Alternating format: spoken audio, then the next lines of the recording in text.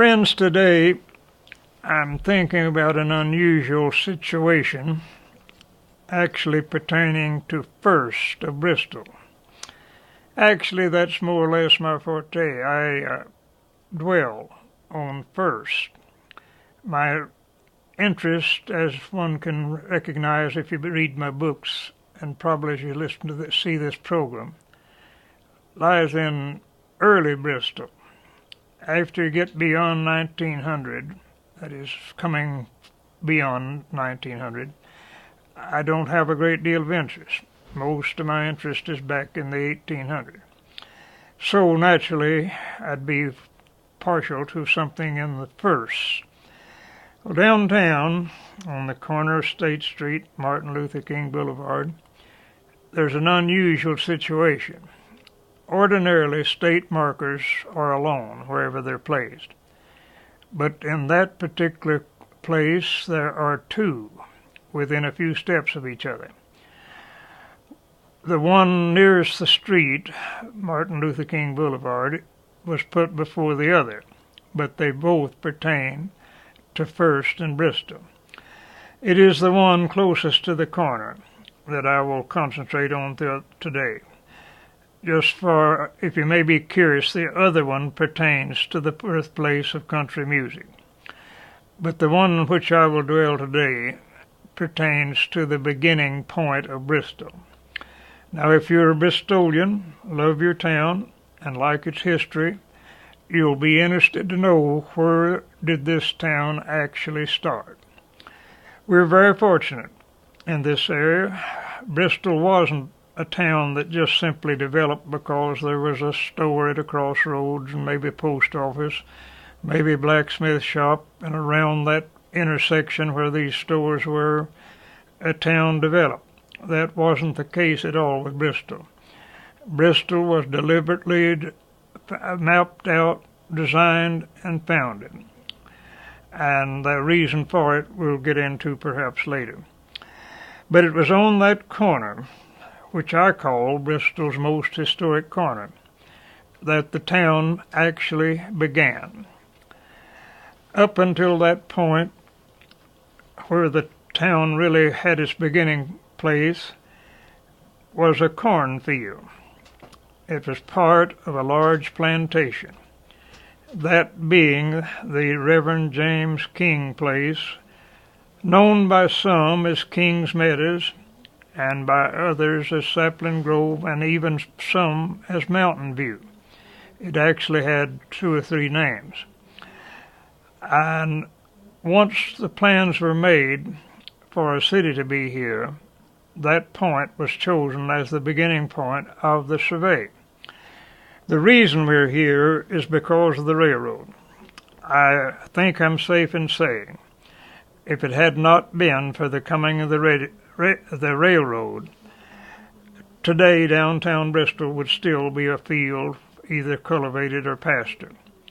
There was no reason for a town to be here otherwise. We were near Abingdon one way, Blountville the other way, and there was actually a pretty well-developing little town called Paperville, right in the edge of what's now Bristol.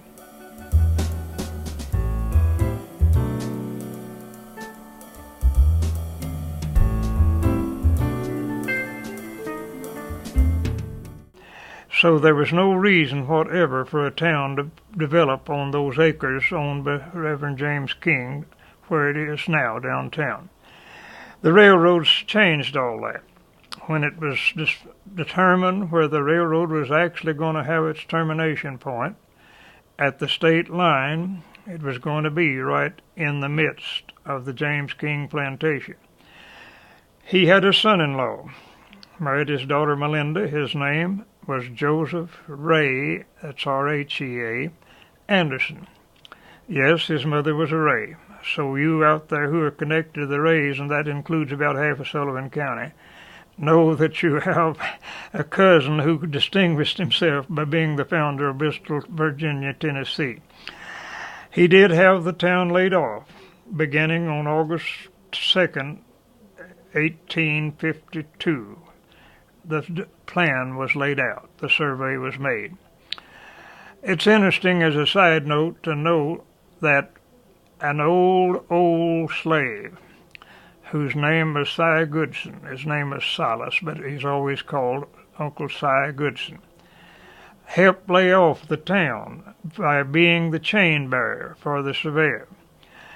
And what is real significant about it is that as best we can figure, at that time he would have been 120 years old. But he was still working on the farm every day, still doing the duties that he performed 100 years before. And on that particular day, he marched into Bristol history by being one of those who helped to lay out the town. He is buried in our historic East Hill Cemetery, in a little division of the cemetery on East Hill, East State Street, Bristol, Virginia, Tennessee. Actually, the cemetery is in both states.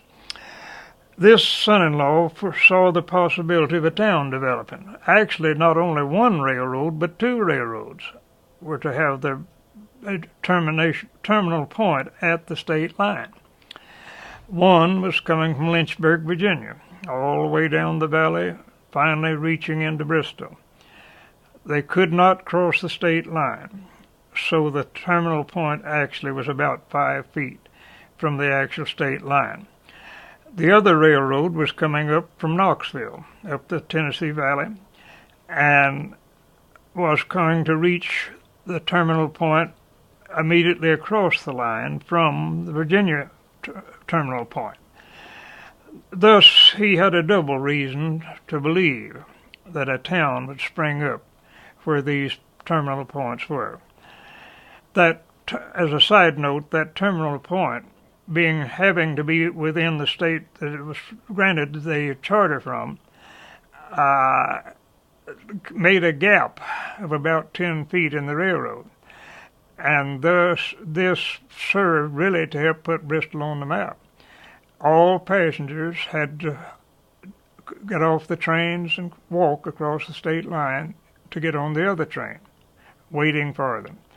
All livestock had to be unloaded and driven across the state line. All freight had to be unloaded and taken across the state line. So actually it helped to distinguish this area and the towns that developed here. Anderson bought from his father-in-law 100 acres, about almost evenly divided, part in Virginia, part in Tennessee. But that year passed and nothing was actually done in the way of building. But in 1853, something began to emerge there that was actually the beginning of building in the town.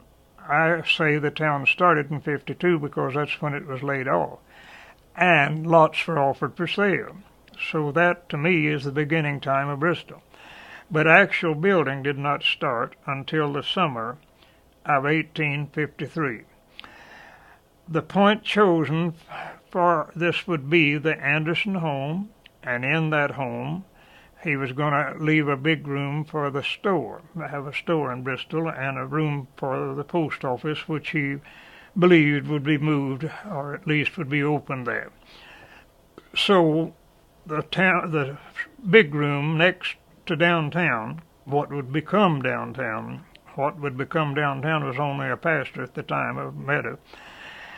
He left vacant for a business room. The rest of the house would be his residence. It was built by a firm called Rotifer and Fields of Abingdon, Virginia. This was William Rotifer and James Fields, who were master builders and had built many fine homes around and in Abingdon. They were engaged to build the first building in Bristol. Those names won't mean much to you out there, except I can tell you where their homes are. Both of them had a home in Abingdon. One is the first residential house beyond the Barter Theater, a brick house on the same side of the street. That's the William Rotifer house. On up the street, on the other side, is the Fields Pen house. That's open to the public, I think, kind of a museum or a tourist center or something for the town of Abingdon. That is the James Fields home that he built for himself. Rotifer built his home on down as I have told you. Now, those two contractors had the honor of being the first builders in the town of Bristol. The brick for the house was made in what we now call the Rice Terrace area. There was a mud bank there that had some fine clay for brick making. They were made there and hauled across the meadow to the building place, and thus arose the walls of what became the first house in the town of Bristol.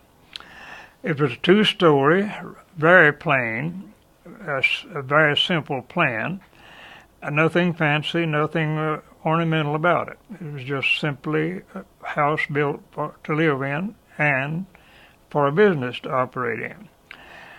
The building was finished in time for the Anderson family to move by wagon from Blunteville, Tennessee, where they then lived, to this new home. There was no road actually leading to it. They simply came into a big meadow on the west side and drove right through the grass over to the site of the new home. The approximate route they followed would be now State Street. The road from Blunteville, having been in that direction, would just be probably almost the path of State Street now. With them, of course, was their family, including a little 3-year-old boy who would play a vital role in the progress of Bristol in the years to come. John C. Anderson, who was only 3, his name was John Campbell Anderson. He was a 3-year-old pioneer, I call him, and he was in the family of Joseph Anderson and was in the wagon that day. That little boy later became the president of the First National Bank and served in that position for many years. And he also was mayor of Bristol, Tennessee for many years. When I came to Bristol, 2 of his daughters were still living. And fortunately, both of them had a great knowledge of the early days of Bristol, especially the one, Ms. Blackley, Adeline Blackley, had a great knowledge of early Bristol. And from them, I got much of my history that I've shared with you, especially about this first house and how it appeared. I have seen pictures of it, but they're not easily found. There are a few pictures existing of it, mostly after it was turned into a business house. The house consisted not only of the business room, but it also had a front parlor or living room, and back of that, in an L, was a dining room and kitchen. Of these you will hear more later.